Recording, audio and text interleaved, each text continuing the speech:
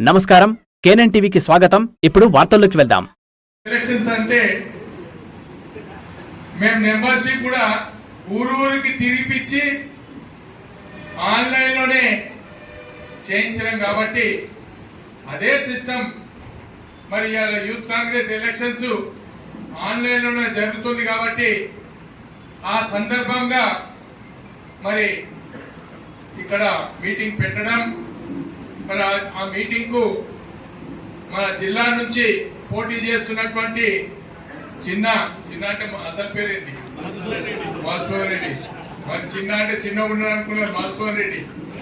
ఈ కార్యక్రమానికి ముఖ్య అతిథిగా వచ్చినటువంటి మిత్రులు డిసిబి మాజీ చైర్మన్ భాస్కర్ రెడ్డి గారికి, మరి ఇక చాలా మంది ఉన్నారు కాబట్టి ఇక మా మండల అధ్యక్షులు, మరి పెద్దలు పూజ్యులు, మరి మాజీ జడ్పీటీసీలు, మాజీ ఎంపీపీలు, మరి పార్టీ అధ్యక్షులు, మరి వేదిక ముందున్నటువంటి ముఖ్య నాయకులు, మరి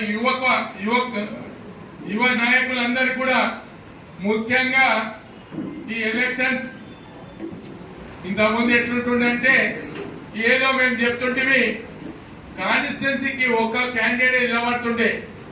గతంలో అయితే ముందు స్టేట్కే ఉంటుండే, డిస్టిక్ నామినేట్ చేస్తుంది. కానీ ఆ తర్వాత డిస్టిక్ నుంచి కాన్స్టిట్యున్సీకి వచ్చింది.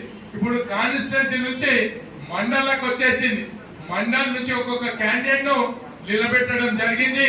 కాన్స్టిట్యున్సీకి మన్సూర్ గారిని, మరి మండల్లో అయితే ఇప్పుడు మీకు పరిచయం చేసినాం.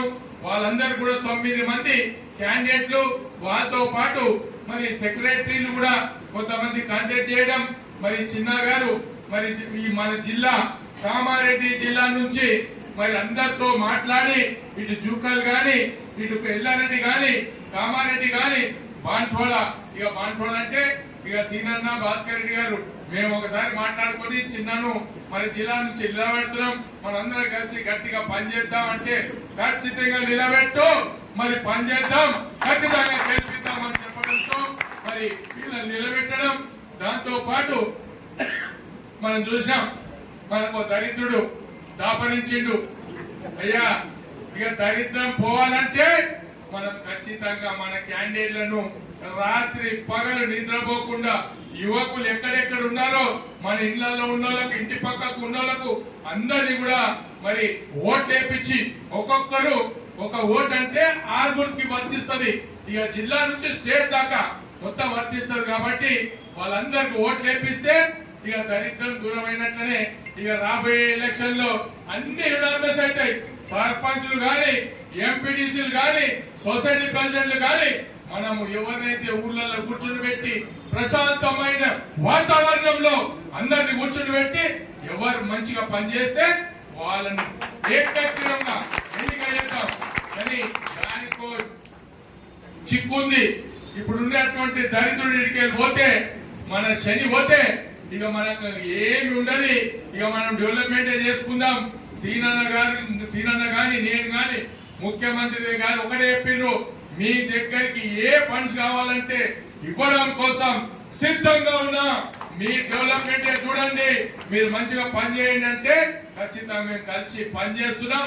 మరి ఇక్కడ ఉండే దరిద్రుడు పోవాలంటే ఈ ఎలక్షన్ లా మన సత్తా చూపించాల. వాళ్ళకి అసలు ఓట్లు అంటూ ఎక్కడ కూడా కనబడద్దు. ఏడ చూసినా మరి సీనన్న, బాలరాజ్ ఇద్దరు కలిసి నిలబెట్టినటువంటి క్యాండిడేట్లకే ఖచ్చితంగా ఓట్లు పడితే ఇక వాళ్ళకి తెలిసిపోతుంది. మళ్ళీ ఇక్కడ లాభం లేదు బాబు, మళ్ళీ రిపీట్ అయిపోతుంది. అగైన్ మళ్ళా వెళ్ళిపోయే పరిస్థితి ఉంటది.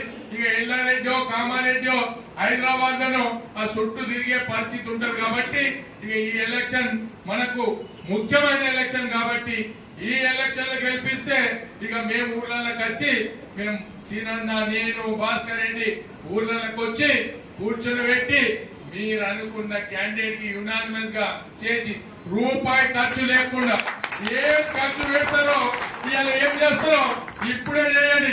ఇక అప్పుడు ఖర్చు లేకుండా చేపించే బాధ్యత మాది ఉన్నది కాబట్టి అందరినీ బతికిలాడతాం. ఇవాళ ఒకళ్ళకి అవకాశం వస్తుంది, సర్పంచ్ కు, నెక్స్ట్ ఎంపీటీసీకి వస్తుంది, మళ్ళీ సొసైటీలు ఉంటాయి, ఇవన్నీ ఉంటాయి. కాబట్టి మీకు అందరికి కూడా సంతోషంగా ఉండేటట్లు సుఖంగా ఉండేటట్లు మీకు డబుల్ బెడ్రూమ్లు ఎన్ని కావాలంటే ముఖ్యమంత్రి దగ్గర పోతాం, కొట్లాడతాం. మా కాన్స్టిట్యున్సీ ఖచ్చితంగా మా డెవలప్మెంట్ చేసుకునేటువంటి కాన్స్టిట్యున్సీ ఉంది కాబట్టి మాకు ఇల్లు కావాలా, రోడ్లు కావాలా, మరి ఇక్కడ ఉండేటువంటి మంచి నీళ్లు కావాలంటే ఏది కావాలి ఇప్పటిదాకానే చేసి ఉన్నారు. మరి ఇప్పుడు కూడా చేసుకునే అవకాశం ఉంటది. ఇక ఈ టూరిస్టులు వస్తారు పోతారు, ఈ టూరిస్టుల గురించి పెద్దగా పట్టించుకోవద్దు. ఎందుకంటే హైదరాబాద్కి కొంతమంది హైదరాబాద్కి వస్తారు, హైదరాబాద్కి వచ్చి ఏదో కారెడ్డి ఆట ఆడతారు చూడు, ఇట్లా ఆట ఆడుకుంటారు, మళ్ళా పోతారు. మళ్ళా 15 రోజులు 20 రోజుల తర్వాత మళ్ళీ ఇంటికి వస్తారు. ఏదో పుల్లలు పెట్టడానికి తప్ప వాళ్ళు చేసేది ఏం ఉండదు. కాబట్టి ఖచ్చితంగా మీరందరూ అనుకుంటే వాళ్ళ డబ్బా గోల్ మళ్ళీ రిటర్న్ వెళ్ళిపోయే పరిస్థితి ఉంటది. ఇక గర్వ ఆఫీస్ ఎట్లా అంటే ఏడ్కెళ్ళి వచ్చినా అడిగి పోవాల్సి వస్తుంది. ఇప్పుడు చచ్చినా మాకు ఇక్కడనే పొంద పెడతారు, మేము బతికినా ఇక్కడనే ఈ స్థలంలోనే ఉంటాం. కానీ ఆ క్యాండిడేట్ మాత్రం ఇక్కడ ఉండే పరిస్థితి లేదు, అక్కడనే పోతాడు. ఏదో నామబద్ధానికి చెప్తుండు, నసర్లాబాద్ లో స్థలం కొన్నాడట. స్థలం కొని పైసలు ఇచ్చే టైం అయిపోయింది. ఇక పైసలు కూడా ఇస్తలేడు. ఇక అది ఇస్తాడో ఏమైతుందో కానీ ఎక్కడికి వెళ్ళి ఆట ఆడుతుండు. 50 లక్షలు భయనిచ్చినా ఇక 3 కోట్లు పెట్టి స్థలం కొంటున్నా, ఇక్కడ ఇల్లు కట్టుకుంటారట. అదే కట్టుకోవాలని ఇవ్వాల్సింటోళ్ళు టూరిస్టులు వస్తారు, ఇల్లు కట్టుకుంటారు, అమ్ముకుంటారు, మళ్ళీ పోతారు. మళ్ళా వచ్చే పరిస్థితి ఎక్కడ ఉంటది? ఇక అదే పరిస్థితి ఉంది. కాబట్టి మీరందరూ కూడా తస్మాత్ జాగ్రత్త. ఇది ఏదో ఎలక్షన్స్ ఆషామాషి కాదు, మీరు ఆషామాషిగా తీసుకోవద్దు. ఇదేంటన్నా మనకు ప్రిస్టేజ్ ఇష్యూ ఇది. ఈ ఇష్యూను మీరు మామూలుగా తీసుకోకుండా సీరియస్ గా తీసుకుంటే వాళ్ళకు కూడా తెలిసిపోతుంది. అదే బాన్స్వాడ కాన్స్టిట్యున్సీ అంటే ఏ విధంగా ఉంటది, మరి ఏ విధంగా చేస్తారు. ఇక మా అటువంటి వాళ్ళకి ఇక్కడ స్థానం లేదన్న రోజు ఆడ ఆటోమేటిక్ వెళ్ళిపోతారు. ఇప్పుడు ఎంతమంది చెప్పినా ఇంకేదో నిధి ఉందని, ఇంకేమో చేస్తానని, ఇంకా కింద చేస్తా మీద చేస్తా అంటాడు. కానీ కింద మీద చేయడానికి ఏ అవకాశం లేదు. ఇక కేల్ కథం దుకాన్ బంద్.